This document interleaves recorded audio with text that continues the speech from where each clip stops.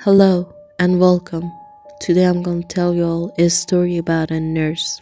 This story is from their perspective. But before the video starts, please make sure to leave a like and subscribe. Thank you and enjoy the video. I'm a psychiatric nurse, and early in my career, I worked at a residential mental health facility. One of our residents was elective mute, which meant that he couldn't talk, but there was no medical reason as to why. He had spoken earlier in his life and in fact seemed quite normal back then, with the exception of being close to 7 feet tall. He'd been raised in the deep south and joined the military when he was 19, but one night he disappeared. Eventually, he was declared missing and dead. 10 years later, a 7-foot tall man walked into a hospital emergency room in my part of the Midwest and said to the receptionist, "My name is Marianne Duchesne," which is not the real name, "and I've been dead for 10 years. Those were the last words he ever spoke. He was covered with dust and he was wearing the same clothes he had been reported to be wearing the night he disappeared. His social security number had not been used and he had no identification on his person. However, they were able to identify him, I guess, with the fingerprints.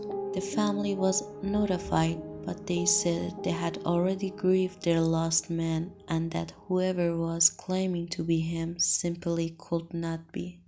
They demand not to be contacted again. Marian paced all day every day, moving his mouth that looked like talking or muttering, but no sound came out. He had the unnerving habit of throwing his head back with his mouth wide open, as if he were laughing hardly, but not even a breath could be heard. If I talked to him, he appeared to listen, periodically throwing his head back in that laughter-mimicking way of his. Various medications were tried, but they did not affect him either positively or negatively. Occupational therapy did nothing, because Marian would just grin, and unless told to stay put, he'd just get up and start pacing again. On my last day at that job, the last thing I saw was Marianne pacing in the parking lot, throwing his head back to laugh. Later, I wondered if all along I'd been dealing with a ghost. All these years later, and I still don't know. And that's all.